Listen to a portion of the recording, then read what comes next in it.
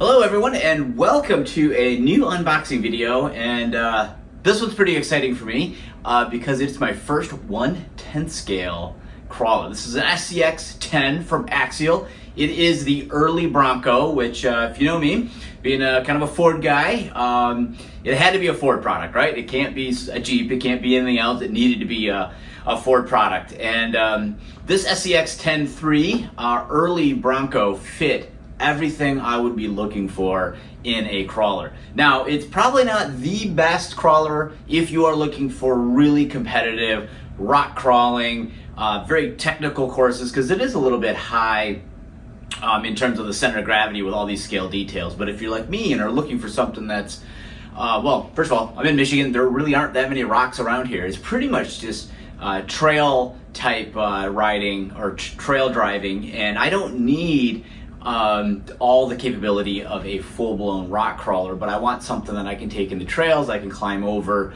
obstacles that I can come across, you know, in the woods or around the house or even in parks. And this thing fit the bill. And you know me, I love scale detail stuff, right? Looked at all my airplanes. I'm adding scale bits to everything. This thing out of the box comes with a wide assortment of scale details, and we're going to talk about them as I get them out of the box here. But yeah, let's go ahead and get started. But I'm excited for this. Like, crawling is relatively something new for me. I tried it for the very first time at Horizon Hobbies RC Fest. I actually went with Pilot Ryan, who many of you are probably familiar with, and I spent a day crawling with him, and I gotta say that was a lot of fun. I bought an SCX10 Bronco a year ago, and really had fun driving that around the yard. I got to flip this thing over because it is actually upside down. And I drove base camps with Ryan, and I wanted something a little bit bigger than just the SCX10, something I could take in a few more places. Now, the 24 is fantastic for taking on vacations. This might be a little big for taking on vacation. Wow, this thing is it's a good size, no doubt about it. Here, let's see if we can get this box undone. Looks like I'm going to need a cutter here for some cable ties. So give me just a moment. Let me go down, grab some cable ties, and let's get this thing out of the box, shall we?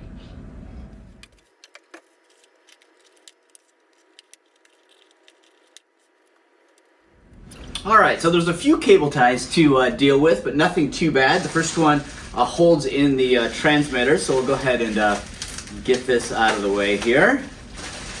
All right, beautiful Spectrum transmitter here. Very nice. In fact, this thing is huge compared to what I'm used to with a lot of my 1/10 scale touring cars. I don't have any. I had a 1/10 scale two-wheel drive like short course truck that I sold. I never really used it. I didn't really. Just something about it didn't connect. It was a Raptor, of course, had to be a Ford product and in white, just like a lot of my cars, but it just didn't really connect with me as what I wanted to have. So I sold that after a few years, and so I've been without a product like this for a long time in terms of a 1/10 scale truck or any type of vehicle like that. So my only other controllers are just the 1/10 scale car controllers, which are a little bit smaller than this. One thing I do like is this one-touch steering control. This is really cool, and I have really small hands, and I can still reach it. I almost wish it was a tiny bit longer, but you can do it one-handed. So this frees up an extra hand to do, you know, whatever. If you're filming, managing around a course, picking up stuff, whatever it may be, you can do this with one hand. Really, really nice. Looks like it's got battery level on the top here, which is great for LiPo. You don't want to run those down too far. As well as throttle limit. Look at that, 50, 75, 100% throttle. So I could swap that over to 50%, let one of my nephews drive it and check it out, or I can put it on 100% and drive it on 3S at maximum speed, which for a crawler, maximum speed is a relative term. It is not fast at all, but very nice controller. I'm really impressed with this. This is the first Spectrum Surface controller that I have ever seen. It's a DX3 model, and wow, it's really nice. Like I said, I've been dealing with mostly you know, entry-level, ready-to-run type controllers in other products, and they're old. They're like 10, 15-year-old products, Tamiya and some HBI stuff. So it's come a long way since the stuff I used to use. So with that, let's talk about the Bronco here. It is 1/10 scale, supposedly, but if you were to measure this thing out, it actually measures at 1/7 scale. So it's bigger than 1/10 scale. It's bigger than what I would expect it to be. I had some exposure with these at Oshkosh this past year, seeing them in action, and I was like, wow, those things are impressive. And they are definitely bigger than you would expect. And having it here sitting on my table, I definitely get the impression of like, wow, these are quite a bit bigger indeed. So it is zip tied into this cardboard carrier here. So I have cut those zip ties off, and it's got this plastic covering on it. We're just gonna go ahead and peel that off. And wow, that is some thick covering that is on here. So it arrives very well protected in shipping. So let's see if I can get this thing out of here. Hopefully I got all the zip ties off. Yes, indeed I did. There are two on the rear axle and one up front. It looks like there's a manual and some other things buried deep inside here. I will work on getting those out. It looks to be just the manual, maybe some sticker sets, and maybe a tool kit of some sort, but we'll kind of set those off to the side, and I'll work on getting those out later, because what I really want to look at is this. It's cool. It's very cool. I'm not gonna lie. This is I've been on the fence for one of these for a super long time. I looked at a base camp, and I looked at this, and the base camp I really like, right? Because it gives me kind of lots of options to kind of grow with the hobby. The Bronco is kind of almost done out of the box, right? It includes an absolutely crap ton of features out of the box. So it's 2S, 3S LiPo capable. It is a scale 5-liter engine inside the hood here, which unfortunately the hood doesn't open, but I can't say that I won't cut it open to make it open. It's got a 2-speed gearbox with a dig servo pre-installed. The dig servo actually locks the rear end, so you can kind of make tighter turns in loose gravel, loose material. I've actually used a dig feature, which is called Trail Turn Assist, on a full-scale Bronco. I went to the Bronco Off-Rodeo in New Hampshire last year, and I got to experience what that feature really does and how it relates to crawling and off-roading. So exciting that comes standard with the Bronco. You can use the 2-speed transmission, but it takes an additional servo to do it. You can either have 2-speed transmission, dig feature, or you can actually set it up to do both. It does have straight axles rather than the portal axles. Straight axles looked, in my opinion, far more scale correct, and I am all about scale correct, so I love the fact that these have straight axles versus portals. It's got quite a bit of suspension articulation here, especially side to side. The ride height to me is a little excessive for what I'm going to be using it for, which is more trail riding. Plus I want to get that center of gravity lowered, and it would be weird for me not to buy an off-road vehicle and lower it, since the very first thing I do to all my full-scale cars is buy springs and lower the suspension down. So I'll probably do the same thing and pick up some 90mm shocks and bring the ride height down just a little bit, which will lower the center of gravity as well.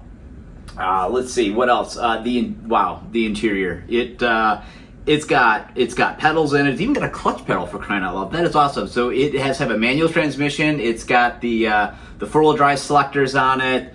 It's even got a radio built in here, both a scale correct early Bronco radio as well as a CB radio. Steering wheel. The steering wheel does not turn with the wheels. But yeah, it's got Ford on the floor mats and everything. It's totally cool. Very, very cool. It's got the full roll cage on here. It's got the doors. They are pinned into position so they don't open. It's got seats molded in. It's got the spare tire in the back. And of course, this very durable roll cage all around it. Really, really looks good. I mean, it is a solid vehicle.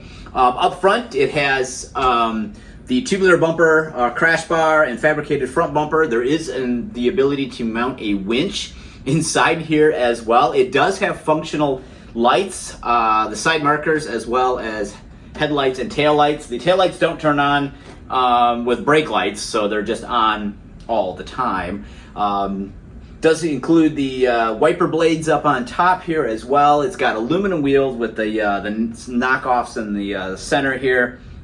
Wow, like I said, very cool. The body clips are actually on the inside, so you don't have those unsightly body pins sticking up here with the clips. So I really like that.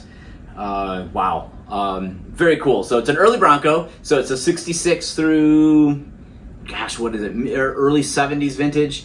That's the body style it is. I'm going to consider this Wimbledon white, which was an original 1966 color, and also the color of my dad's '66 Mustang GT that I came home from the hospital in when I was born. So I'm going to consider this a '66 Bronco, and it is Wimbledon white, if anybody asks. And it has this nice dark blue, kind of royal blue striping on here, which is one of my favorite colors. Most of my cars have included that color in their theme. I've had a couple different cars that I've done that in. My current Fiesta is actually pretty much that color already. It does have a hood scoop on here that, to be honest, looks like they ordered it out of the J.C. Whitney catalog. It's not one of my favorite design hood scoops, so I may look at swapping that out for something that looks a little bit more correct or run without it, since the hood scoop on a 5-liter Camry motor doesn't really do anything, right? It's got a cold air intake where the air filter sits over here on the side.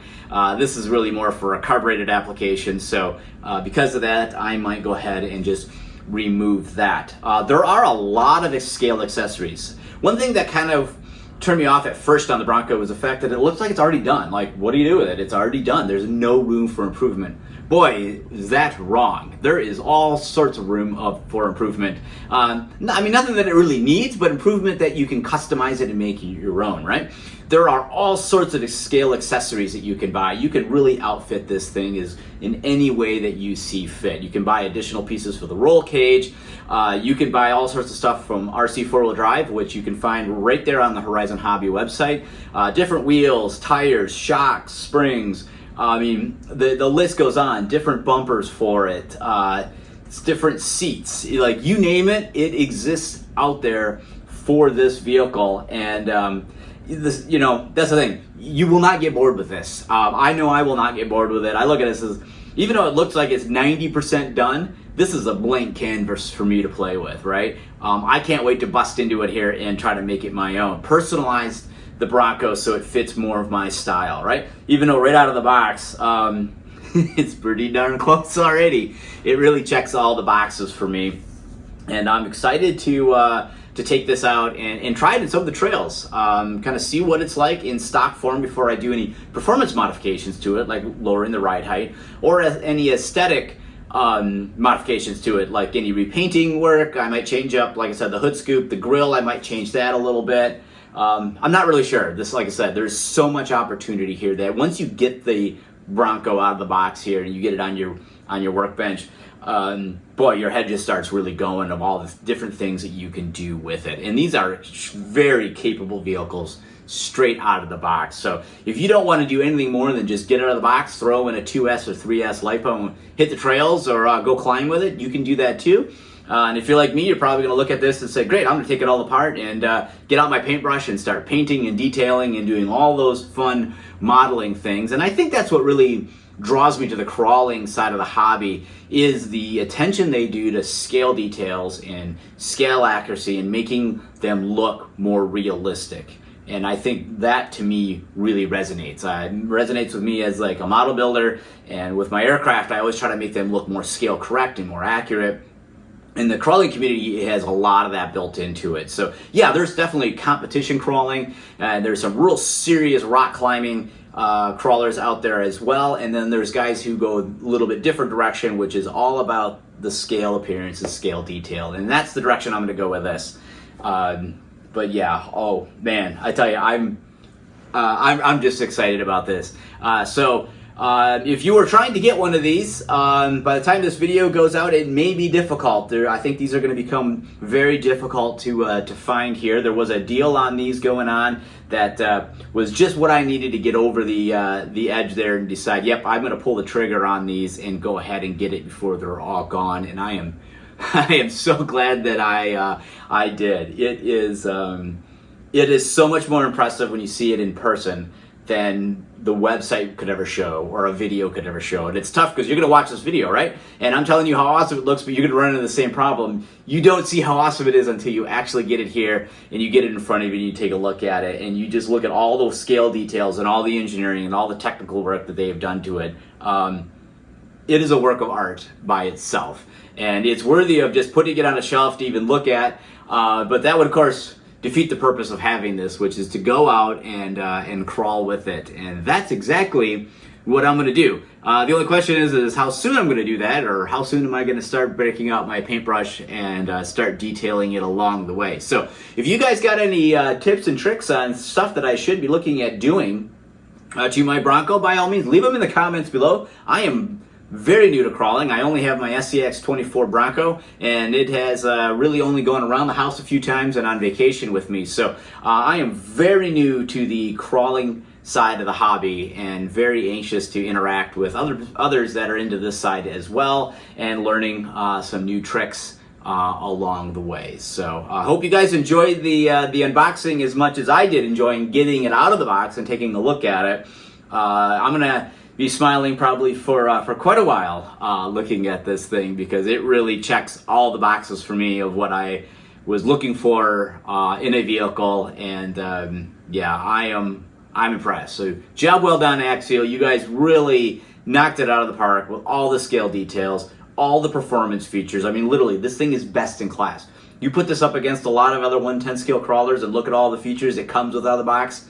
Best in class. It really is. It does a fantastic job. Serious crawling guys might say, well, it's a little top heavy. It's probably not meant for, you know, super hardcore crawling. And I'd say, yeah, you're probably right. But for a lot of us who are more on the scale side than the super hardcore crawling, I think this is a perfect vehicle for us. And there's plenty of hop-up parts and things available to kind of adjust the center of gravity and make it a little bit more capable as a crawler, but not lose any of that scale look. And in fact, I think by lowering it down just a little bit here, I can even make it look more scale correct. So yeah, whether or not I work up the courage to cut the hood open or not, I guess you guys are just gonna have to wait and see. But you know, I'll paint that engine regardless. So if you guys got any questions, leave them in the comments below. I'll do my best to answer them. Like I said, I'm new to this, so I'll be looking more for advice than probably anything else. Thank you, everyone.